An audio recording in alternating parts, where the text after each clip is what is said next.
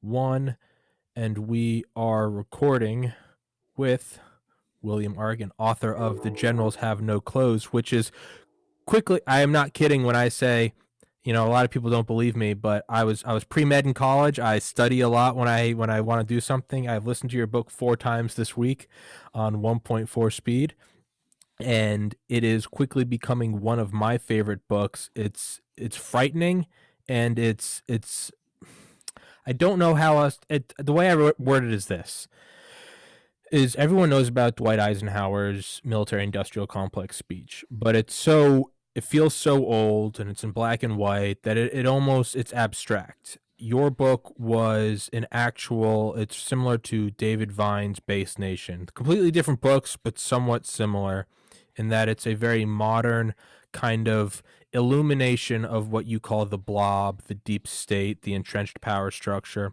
And before I even forget, I did want to make a note of saying, as someone that has 1,187 audiobooks in my library, I wanted to tip my hat to you for having an incredibly bipartisan, balanced book. And in today's day and age, you can listen to a book and it's great and you get through 75%, then all of a sudden it comes out with Trump is Satan or Obama is Satan. And you're like, oh, come on, like, do we have to do that? And I say that sincerely. You did a beautiful job at representing the pros and cons of the last several administrations. But I have now been rambling for 90 seconds. So how about you tell everyone about yourself, Bill? Well, okay, so Tommy, first of all, let me just say I don't use the word blob. I probably don't say deep state. Yeah. So you're already a bad reporter. But the truth of the matter is that I describe what I call the perpetual war machine. And it really is a reasonable update of the concept of the military industrial complex, which is to say that uh, we're hardly an industrial nation any longer. And most of the defense contractors, even the ones who produce metal, also produce software. And software is what drives the American military today. And it certainly is the largest portion of the cost, even in aircraft and ships. Software is really the most expensive element. So I try to describe this entity, this perpetual war machine, this juggernaut, if you will, because I wanted to wrap my hands around the question of why do we have perpetual war? Why do we seem incapable of ending these wars? And what are the dynamics that are behind their continuation? And so, briefly, I'll say that the perpetual war machine to me is what has grown over the last 20 years since 9/11, that favors technology and the network over the human resources which are applied to the military problem or counterterrorism.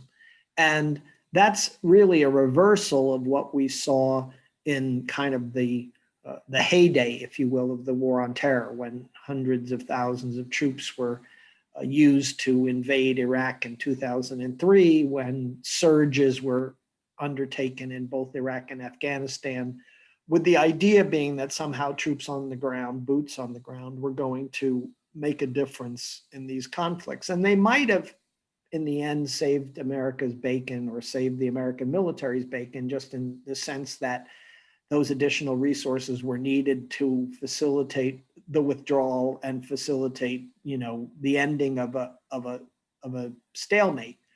But as I say in this book, here we are in 20 years later, and you can't really argue, no one could argue that Iraq or Afghanistan or any one of the 21 countries where we are bombing and killing today are safer than they were 20 years ago.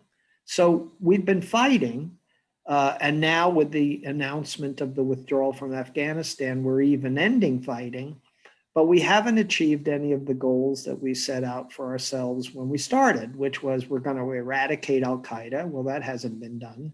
We're going to decimate the Taliban. That hasn't been done. And we've seen the emergence of the Islamic State, ISIS, that now is not only a powerful force in places like Afghanistan, but is spreading rapidly throughout Africa and the Middle East. So the effort is disconnected from the result. The effort has its own momentum. It has its own, it has autonomy.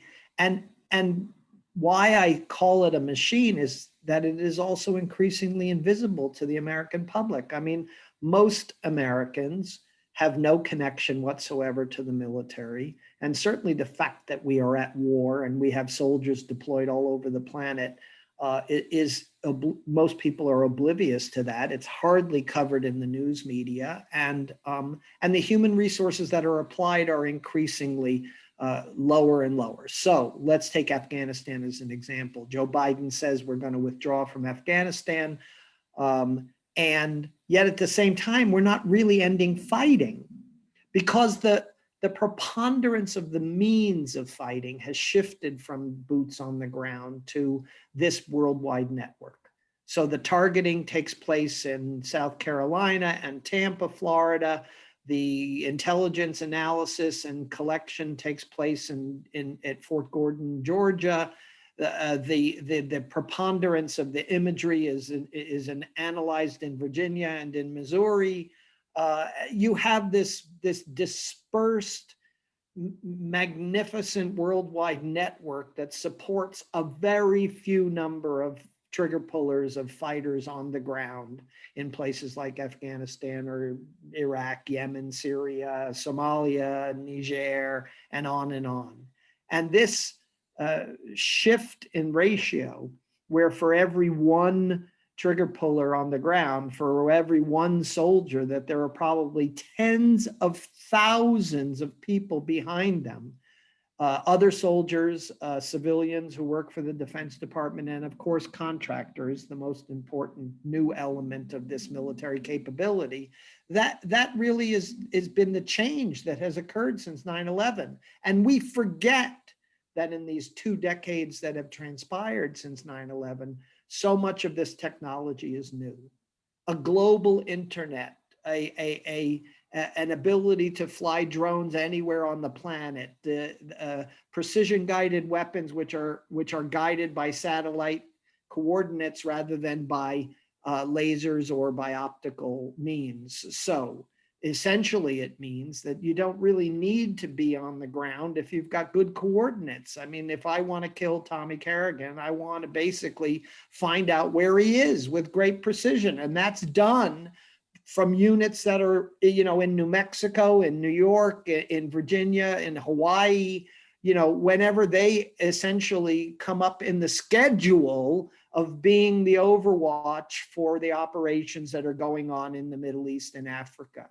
And that system, that worldwide system, which only the United States possesses, which only the United States operates, has really matured in 20 years to the point where when Donald Trump decided in January of last year that he was going to kill the Iranian general Soleimani in Baghdad, it wasn't really a question of, hey guys, can you do it? It was really more a policy question of what were the implications. Yeah. The assumption all along as the Trump administration deliberated this killing was that the machine knew what it was doing. And indeed, the machine had intercepted his communications, had drone overwatch, which literally watched him get on an airplane in Damascus and land in Baghdad and get into his motorcade and drive out of the airport, and where they killed him on the airport access road out of Baghdad International Airport. I mean,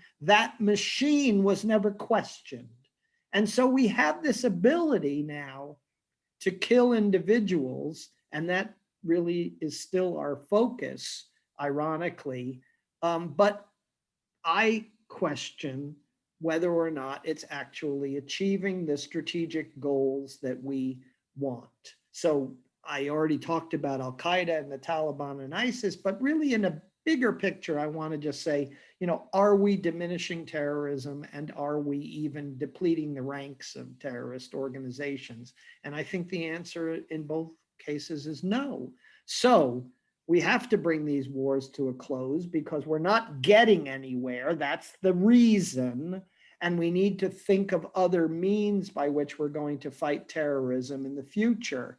And I think that the only way we're going to do that is to really appreciate and understand what the dynamics are behind this perpetual war machine. And then secondly, it's going to be for the American public to engage itself in these military affairs, because one of the ironies of this technologically driven backwards machine, where so few people are on the ground, is that it's also really invisible to the American public. And so therefore there's very few levers by which the American public is engaged. So people are on the streets about race, they're on the streets about climate change, they're on the streets about so many issues, and yet we don't have a peace movement in America anymore. We don't have any kind of anti-war movement, and the reality is that in 2021 there are more Republicans who are in favor of ending U.S. military operations overseas than there are Democrats. Yeah, it's so many things to touch on. So I'm just gonna grab one, pulling it out of the air. Yeah. I again, I love the balanced approach you take in your book, where you bring up the threat and danger of a war that's so whitewashed. And when you get the burger from the drive-through box, and oh, it's a burger in a little box, you don't see the cow being raised, the factory farming, you don't see the implant, the diesel fuel, and you don't see all, you just see and which is great. Hey, I love it. But there's a danger when, I've had on drone operators on this podcast, MQ1 and MQ9, Reapers and Predators, and I mean, yeah, they talk about, yeah, you go for your night shift and you come home and you tuck the daughter in, maybe play some Xbox, but at the same time, there is, and this is the balance you put in your book, is, I mean, it is an achievement and a half, when we only need one guy, and that guy can stay at home and operate the drone, instead of sending 16 million Americans to the Pacific, where you're slaughtered on islands that no one can pronounce. I still can't, I still can't pronounce it. But then, the dangerous side of that is we are so removed that we don't feel it.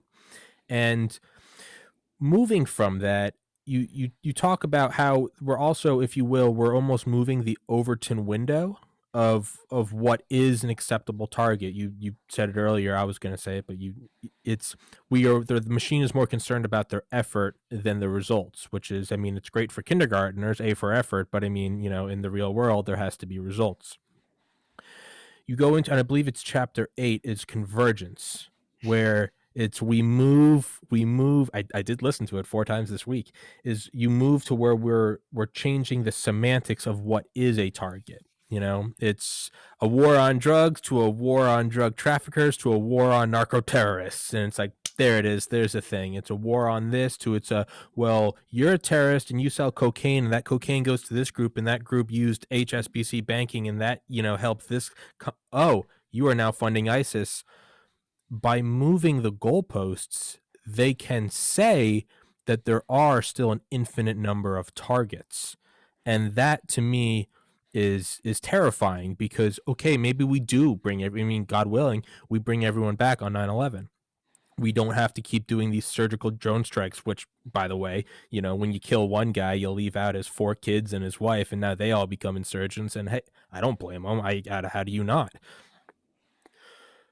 By moving everything, are we moving out of the Middle East? Are we really ending war, or are we physically moving out of the Middle East, but are we just going to be engaging a new target? Are we going to see a rise, and all of a sudden, do we have to take on the cartels? Are they going to find something else to sink their teeth into?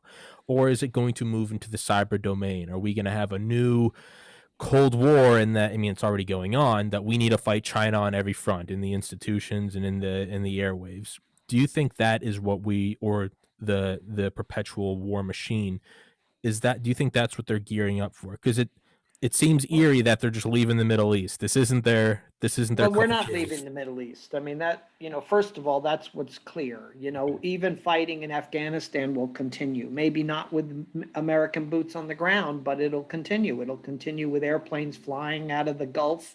Airplanes flying out of Iraq and Jordan, airplanes flying out of Turkey, airplanes flying out of Uzbekistan and the Caucasus. So I don't see an end to fighting. So the nature of that fighting shifts. And that's what really we're seeing in Africa and in other parts of the world where the United States continues to pursue terrorists. Now, you bring up convergence, and one of the points of that chapter was not just how terrorism becomes a sort of resilient, self-licking ice cream cone that can produce any kind of enemy for the future. But also, I compare the war on terror to the war on drugs. So the war on drugs is this, now I think it's been going on for 50 years, and I don't think there would be anyone who would say really that we have done anything other than have a war on drugs, which is to say that heroin, cocaine, continue to find their way onto the Yeah. streets of America in great abundance. And so that here's the perfect example of where the outcome is separated from the effort. So we fight a war on drugs and put resources into doing so. And I'm not arguing necessarily that that's a bad thing. I'm just arguing that we never ask ourselves the question whether or not we're actually achieving anything. And in every year in which we articulate the war on drugs, we say to ourselves, yes, we need to not just interdict the drugs coming into the United States, we also need at the same time to attack the root causes of what are drugs. Well, the root causes of what drives the narcotics industry is not just the economic need of Colombia and other places where drugs are grown, including Afghanistan, by the way. Yeah. It's the American market. Yeah. It's the Western market. And so let's address the root causes. Yeah. Sure, I think we should, but Yeah. if we put all of the resources into the military and we put all the resources into the war, then we're not really addressing the root causes. And similarly, I would apply the same standards to the war on terrorism, which is to say that is counterterrorism in the future, now that we've sort of adjusted ourselves to the reality that terrorism is probably going to exist forever, is counterterrorism of the future a law enforcement and security matter, or is it a military matter? And I think that there's probably a movement afoot in the Pentagon and in military thinking that's sort of accepting that we need to apply more law enforcement, legal, and developmental strategies, but it's not going to happen as long as the military is the dominant institution and gets the preponderance of resources. And we sort of saw that in the last year over COVID as well, Mhm. which is to say that everyone said, yes, look, see, this is what happens when we put too much emphasis on national security and not enough on public health. And it was a great talking point. Everybody said it.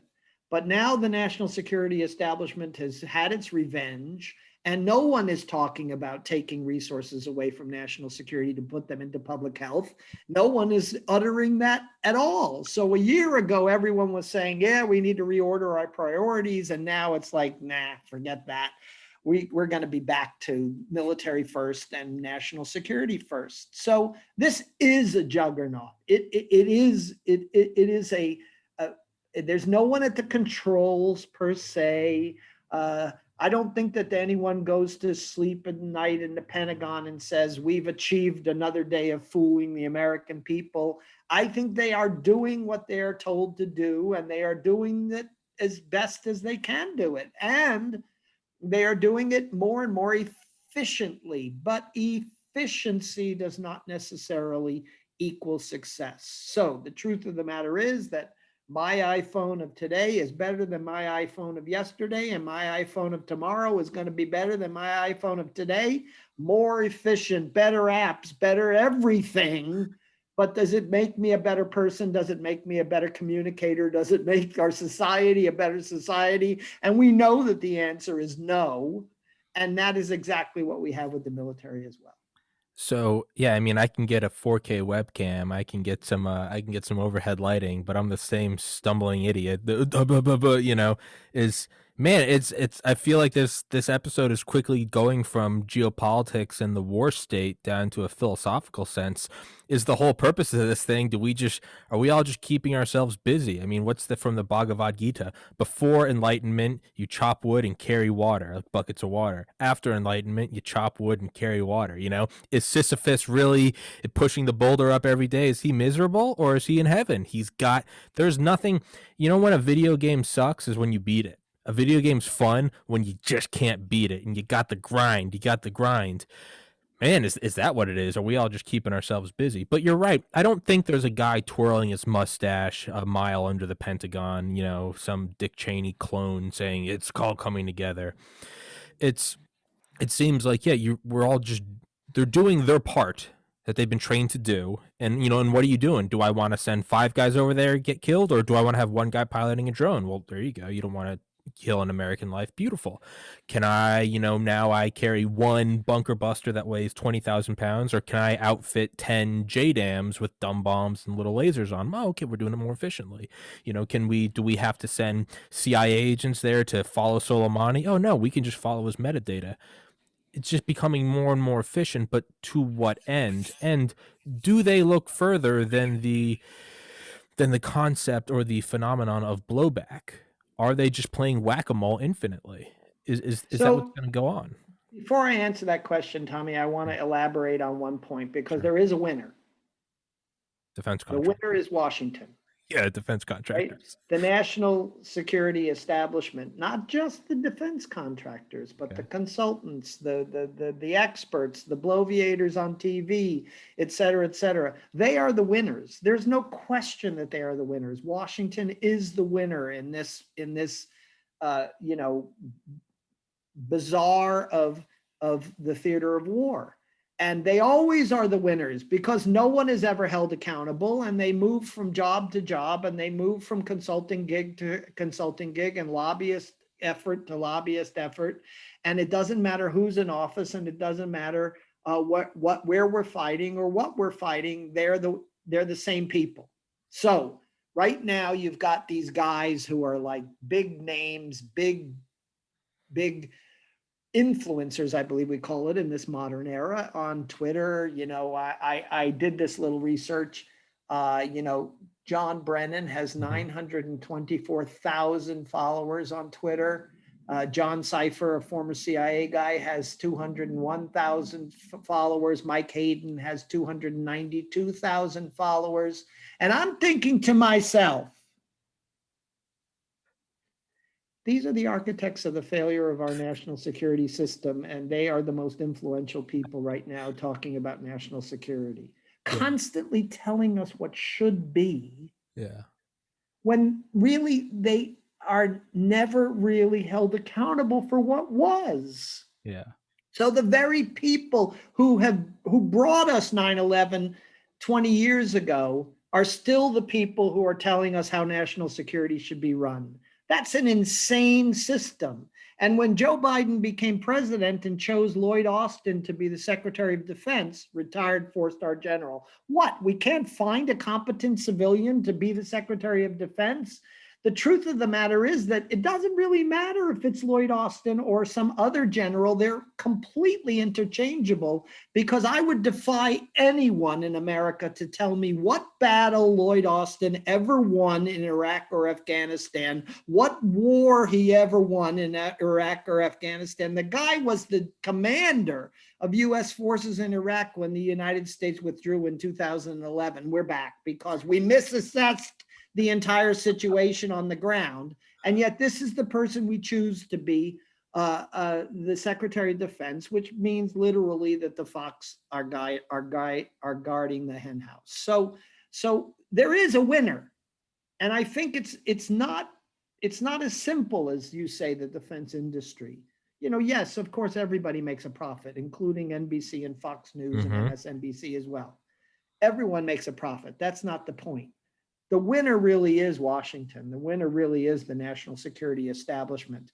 And the national security establishment is never held accountable for the result. Never held accountable for the result.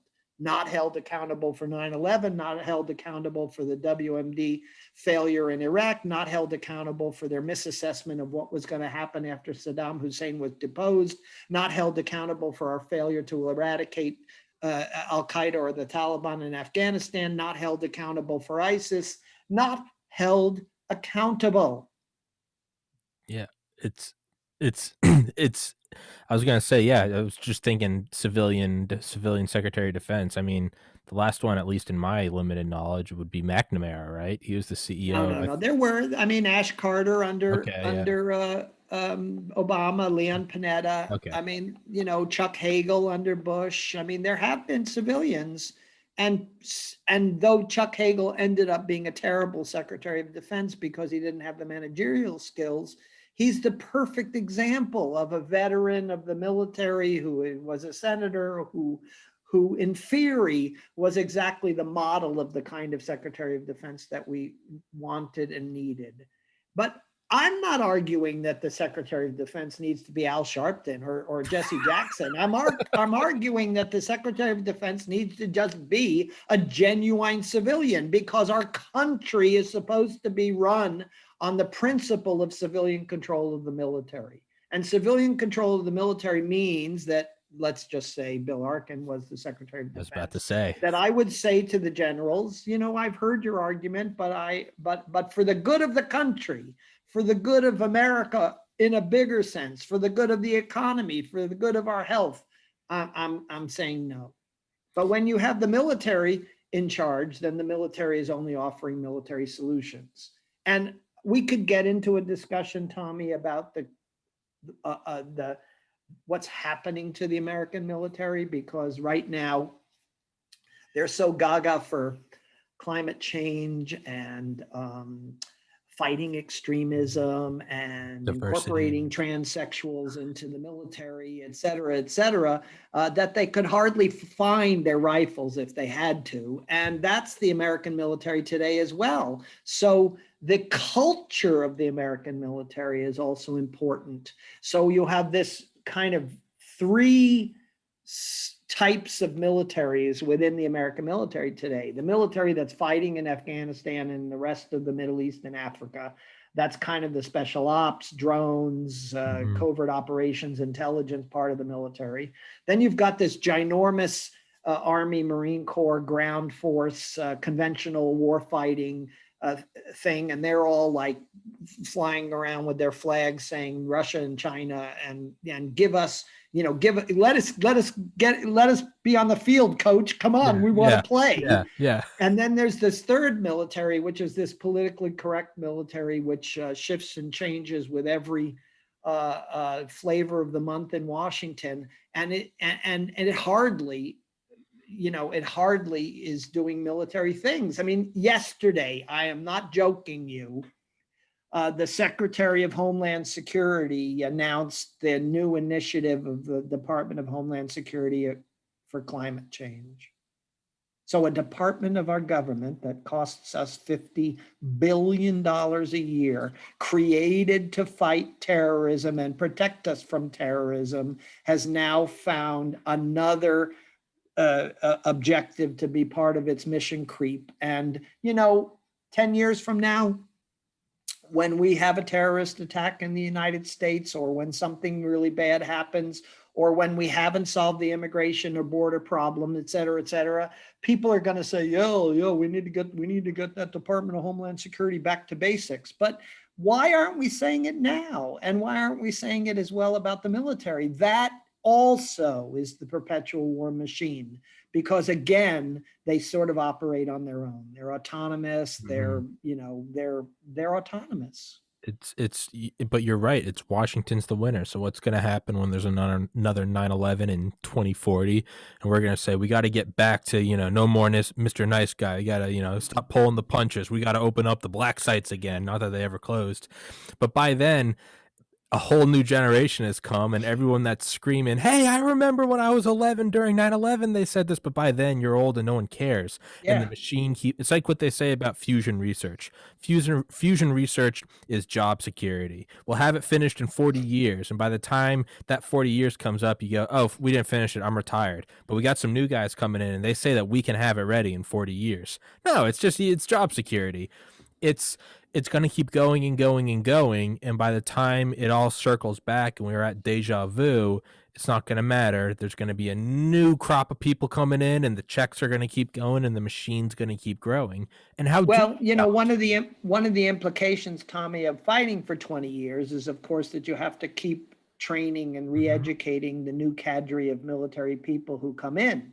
So, in 2019, as an example, for the first time, soldiers were enlisting in the Army and the Marine Corps and the Navy and the Air Force who weren't even born on 9/11. So there are people now in the military, like, let's say just it's been 20 years. So probably close to 90% of the people in the military have their entire careers only fought the war on terrorism. So in 2018, when the Pentagon announced we're going to now shift to great power competition, we're going to shift to Russia and China, it really was more of a statement that said we have to get everyone in the American military retrained and reoriented towards conventional warfare. Mhm. And so I mean, yes, it's the case that in 2003 and in short periods thereafter there were tanks on the ground in the Middle East, but the truth of the matter is, if we were really honest with ourselves, we would have to even look at China and Russia and ask ourselves the question as to whether or not we will ever use ground forces in conflict in those areas. I mean, in a real war. Yes, of course, the United States is going to posture against Russia over Ukraine, and Russia is going to posture against the United States and NATO over Ukraine. But let's just imagine for a moment if there were a real war with China, if China decided that it wanted to expand out of its own territory and take over, Nepal, take over the Russian Far East, etc. I don't think we're going to be fighting a ground war. No. Because today, with air power and missiles and precision guided weapons, the ability even to mobilize the forces to get them to a port, to get them to an airport, to get them to an airfield is going to be almost impossible. And Mhm. there are a limited number of those assets. So, therefore, everything is going to be fought in this sort of long distance remote warfare. And yet, at the same time, we're still spending the preponderance of our military dollars on ground forces. It makes no sense. If just thinking, if I could, if to play dev I agree with what you're saying, but to put my mind in their viewpoint, maybe it's kind of like when you're in like the 30s when skyscrapers were going up in Manhattan every other week and they're all beating each other out by 10, 20 feet. You have to build the you could say the ground forces are the first 900 feet of the building. Like you kind of, you have to do that just to get on par, and then you raise up the spire or the pole or the tip of the building, and that's where the battle is won. Without it, you almost can't posture. So just playing devil's advocate, maybe you'd have to sort of fill out all of the ground forces, check all the boxes, if you will. Although it doesn't make sense because you're right. This isn't World War One. We're not putting everyone on trains, and this isn't the Kaiser Wilhelm's army. The Schlieffen plan. We're not doing this thing. It's once you start seeing with the satellites that are 30,000 miles up using infrared, and you see all of them getting onto their APCs, you're just going to hit that with a directed munition.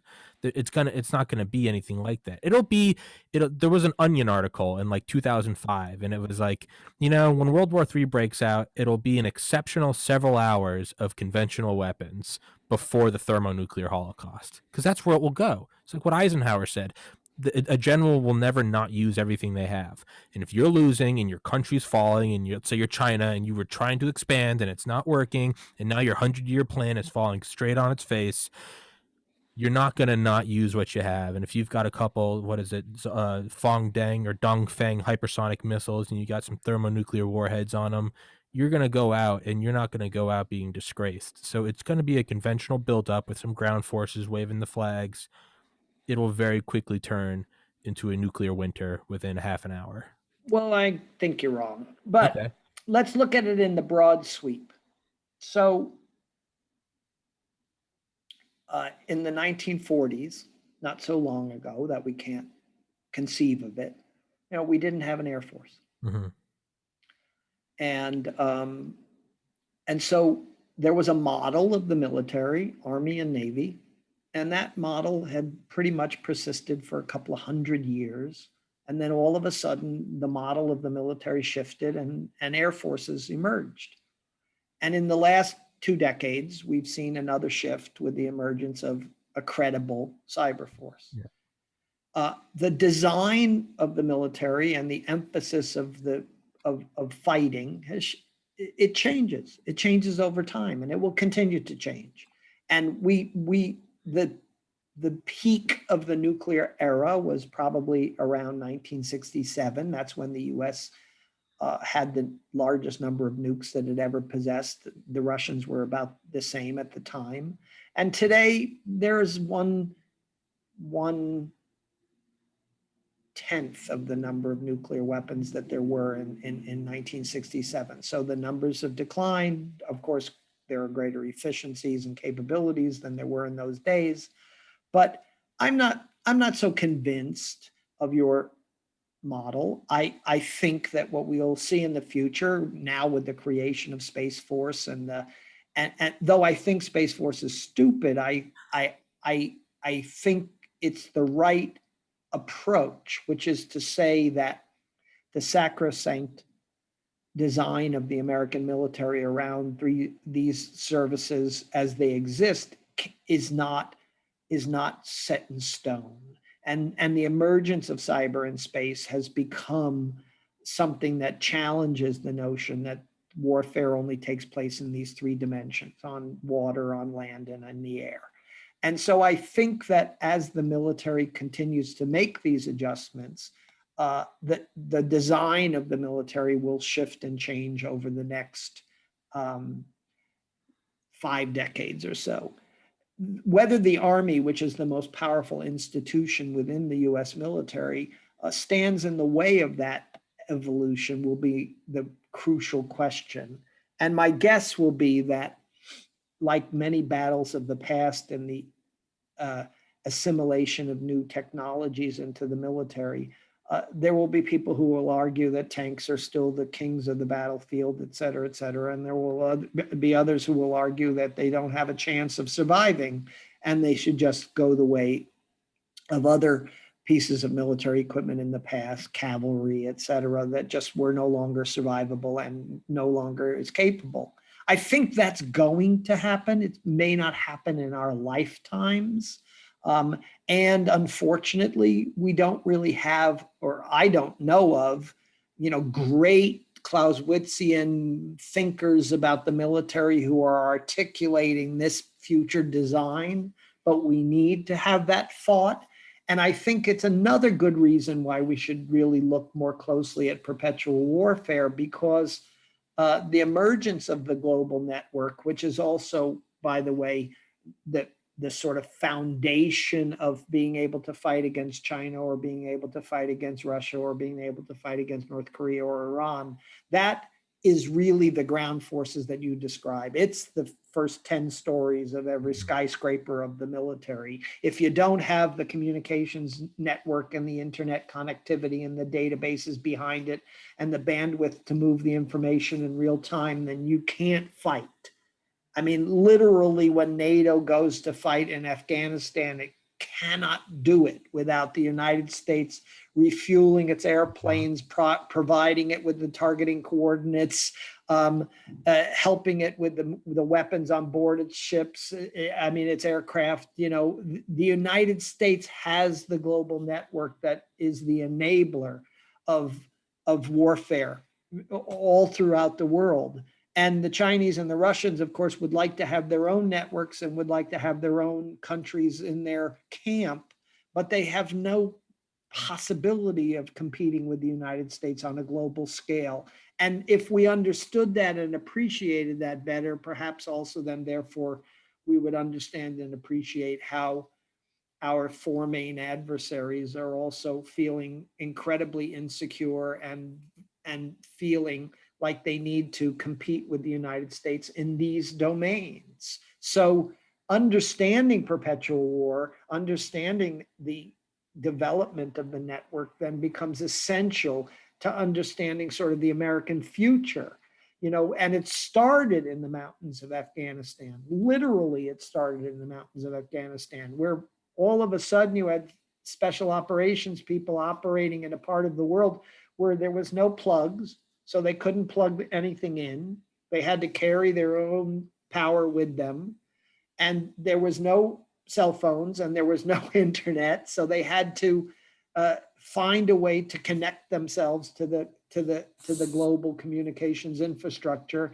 And the process by which that then unfolded You to be able to operate drones in remote parts of the world, to be able to put soldiers on the ground in remote parts of the world where there weren't where there was no power and where there was no communications fabric and infrastructure, had to be created in order to fight in the mountains of Afghanistan. And that capability is exactly the same capability which facilitates our fighting in Burkina Faso and in Niger and in Mali and in Cameroon, Uganda, in the Central African Republic, in Somalia, et cetera. We're not getting on the ground and plugging everything in. I mean, we got literally have to bring it all with us, and increasingly, because we don't want to bring it all with us, we have to figure how to deliver it remotely.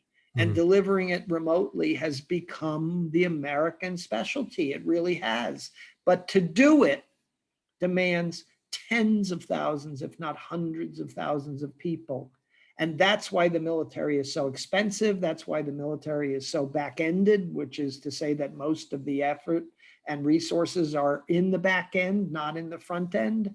And that's the design which we have acquired. And I don't think it's going to change as we shift to Russia and China. I don't think it's going to change in the future because, as everyone knows, for you and I to have this podcast right now, we are dependent upon the laptop Mhm. manufacturers, the Zoom corporations, the internet service providers, the backbone companies that run the internet, the power companies that power us, et cetera. That back end of our society, that back end of our very activity that we're doing right at this moment, is the same back end that's actually driving the military today. It's not tanks being manufactured in a plant. It's not ships or being built in a shipyard. It's not bombers being built in some plant. Mhm. It's really being driven by exactly the same thing that drives civilian technology. Okay, okay. That's yeah, that's a beautiful way to put it. It's in Richard Rhodes' book Dark Sun: The Making of the Hydrogen Bomb, there's a great little like half chapter on Curtis LeMay talking about setting up Strategic Air Command and going into Europe. And for him, he wasn't even as worried about the nickel plated bombers and enough, fission cores to put in the bombs. He was all about supply lines. I listened to it last night. He was saying Russia, they don't need to take us on in the air if they can cut off our supply lines. So he said they basically had their own mini NATO. They took a bunch of troops, put them in civilian soldiers, and they carted around supplies in different trains, changed the schedules and the itineraries, but they made their supply lines three deep.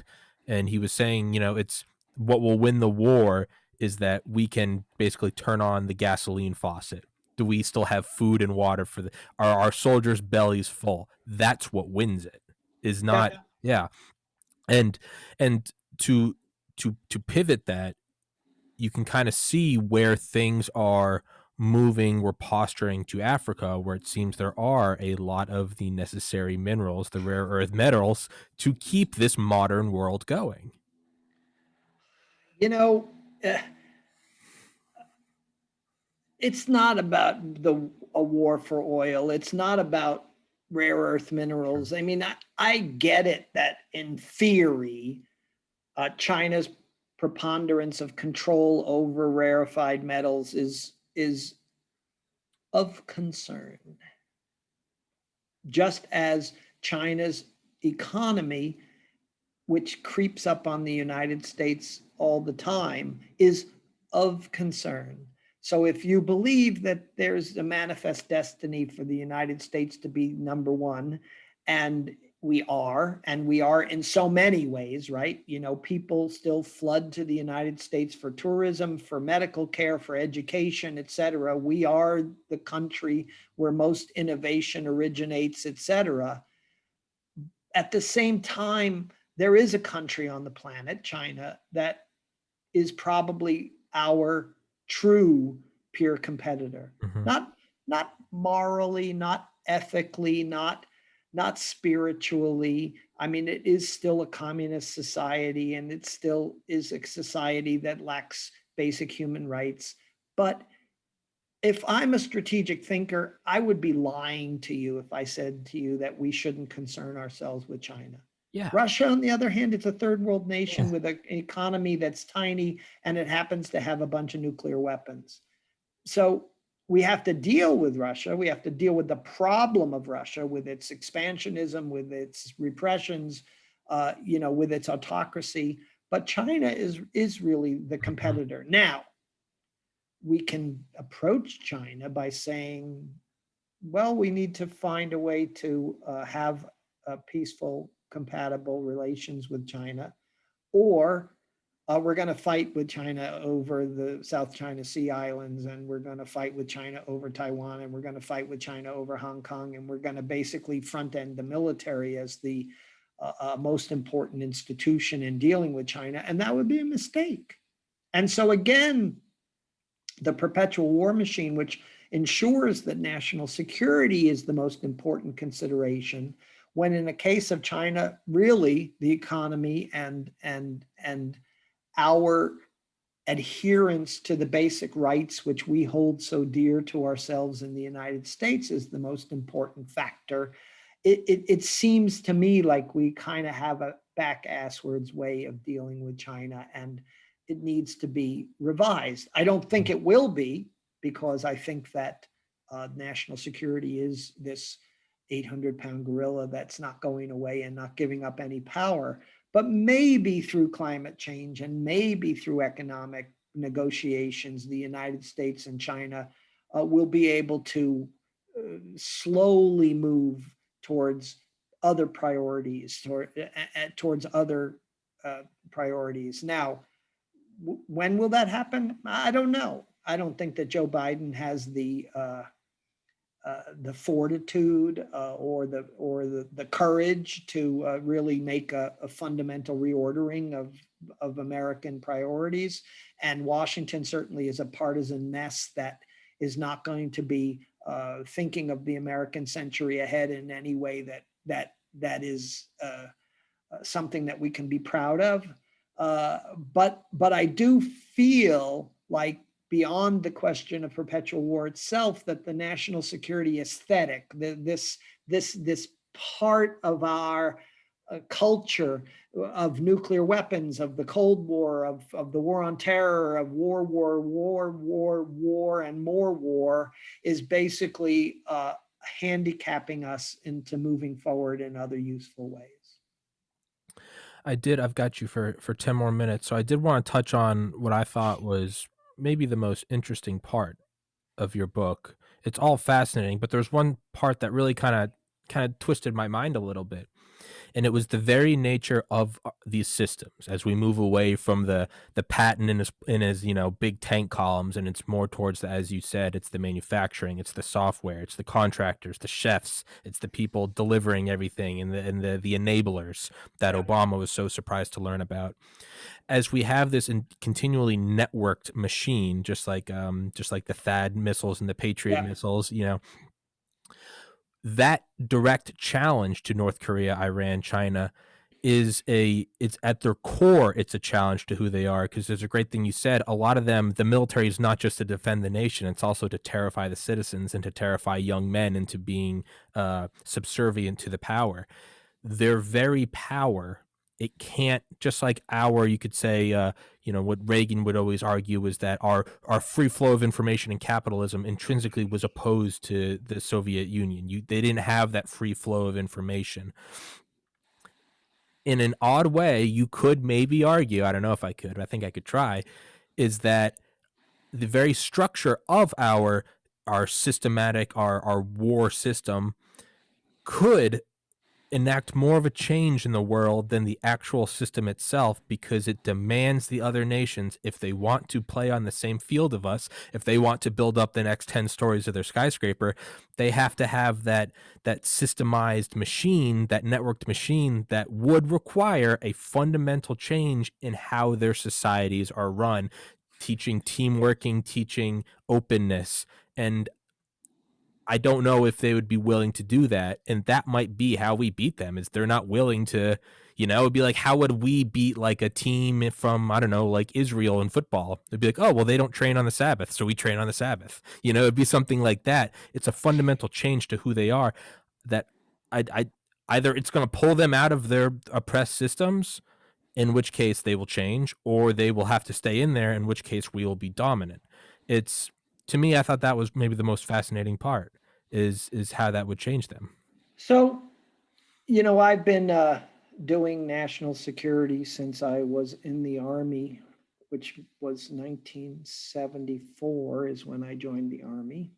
So I've been doing it now for almost 50 years.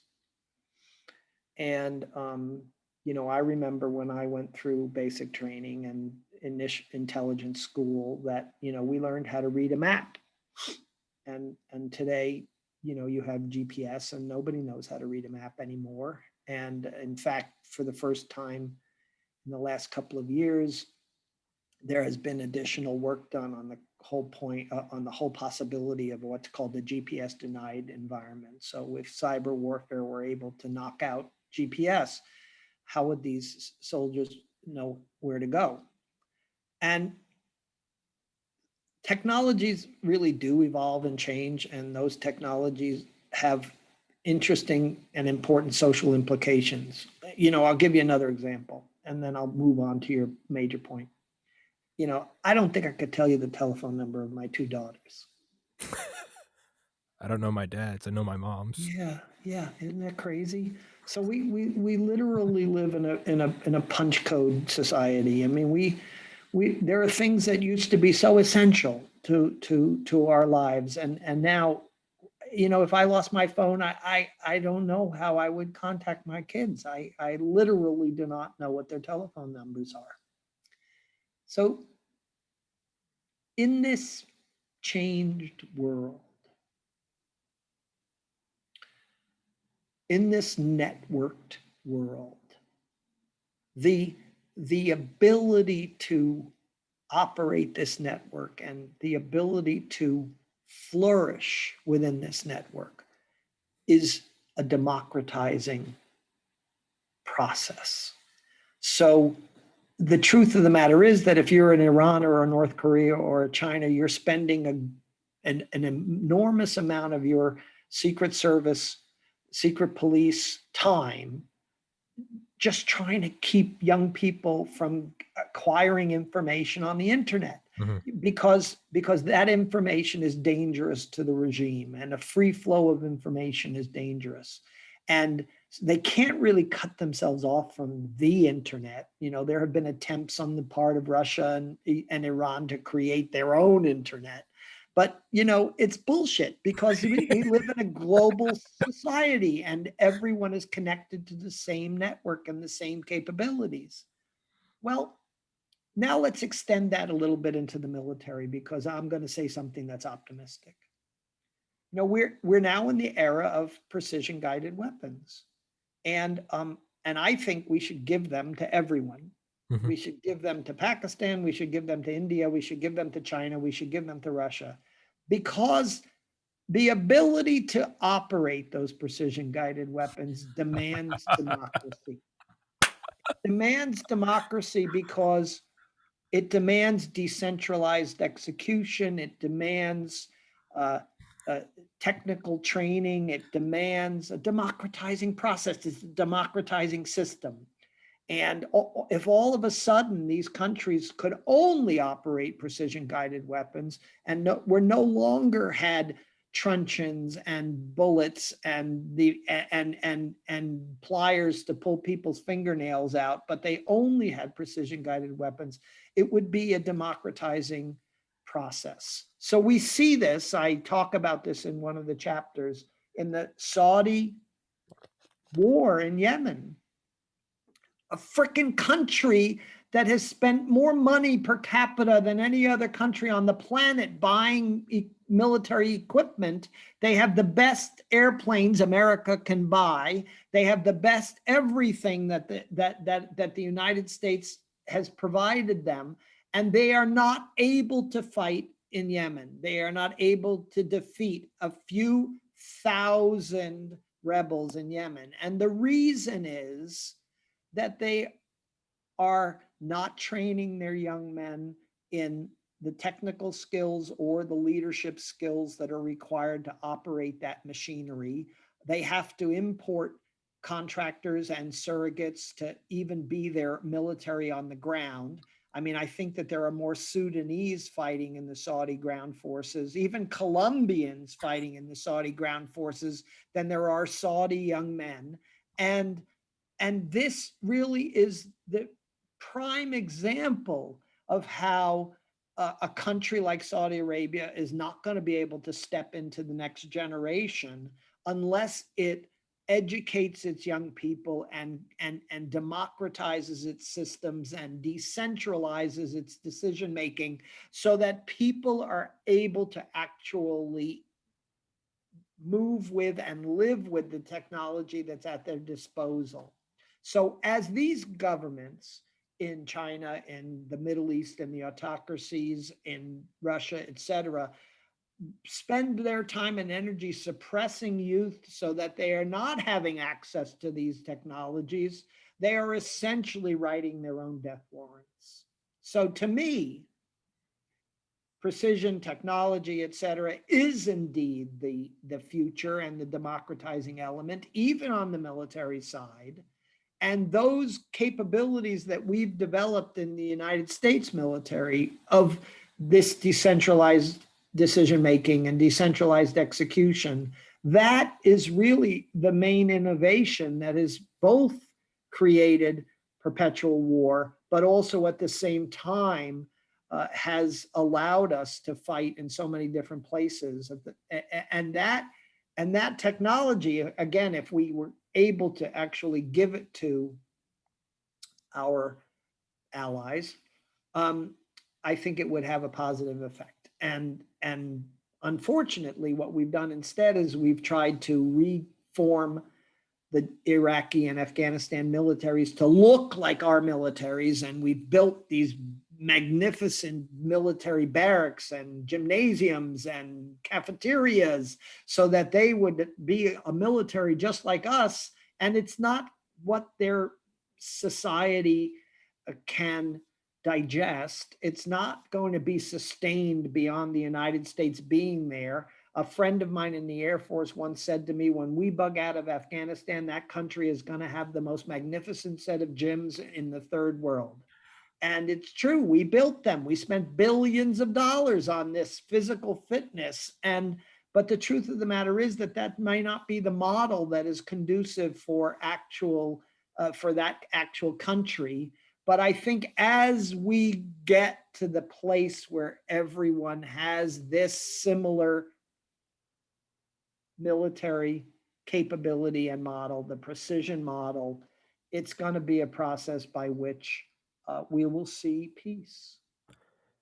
So instead of the pamphlets, instead of the B-52s dropping the pamphlets saying that, come to the good side, we should just start dropping JDAM kits. Well, we should just start dropping laptops. I Yeah, mean, yeah, and more cell phones yeah. because ultimately that's what's going to make people want to be part of the globe. Yeah, I mean, seriously, if you just dropped like 100,000 iPhones with some unlimited satellite service, that would probably enact a greater change than anything else. I've kept you for an hour. I did want to say we don't need to go into it. For anyone listening, I recommend books all the time. This is legitimately one of my new favorite books. go get it. If you put it on 1.4 speed, you can listen to it in a day. I know that because I've listened to it 4 days in a Then you row. sound like Mickey Mouse, though. But It's anyhow, actually go ahead. good. Your narrator's voice is deep enough that it actually converts well. There's a whole trust me. There's a whole science to it. You can't listen to all of them fast. Some of them this one's Yeah. good. Um, the very ending, the epilogue on coronavirus. I'm not gonna spoil it for anyone listening. I loved it. It's I mean it's crazy because it's fact. It it reads like it reads like the beginning of a zombie movie. NORAD, the closing, and the military opera, the blue and the silver teams. I loved that. I won't spoil it. If you want to hear about it, you got to get the book. It's an awesome ending. It could be a script for a movie, and I hope it is. Um, Bill Arkin, thank you, my man. It is an awesome book. It'll be stickied in the top comment. It'll be in the description. I highly, highly recommend it. I haven't recommended a bad book yet. I love it. It's one of my new favorites. I would be honored to have you on again with any of your other books. I'll send you an email. You don't need to confirm or reject and break my heart right now. But thank you so much. It was an absolute pleasure talking to you. I cannot say it enough. I'm fanboying. I love your book. It is up for anyone that listens to this podcast. It's up there with Raven Rock in terms of my favorites, or The Ghost, James Jesus Angleton. It is up there with those. It is an instant classic for whatever that's worth. I love it. Now I'm running in circles and making a fool of myself. So thank you. And Okay, and I the would. check's in the mail, Tommy. Thanks a lot for Yeah, yeah. No, you saying said those nice things. you said the quiet part out loud. What are you doing? What are you doing, man? I'll send you an email when it's up. I would love to have you on for another book, but I will let you go because I have now kept you for an Thanks. hour. Thank you so much. God bless. God Hey, bless thanks for America. having me on. Thank you. Absolutely, man. It was awesome. Thank you. God bless America, everybody. Stay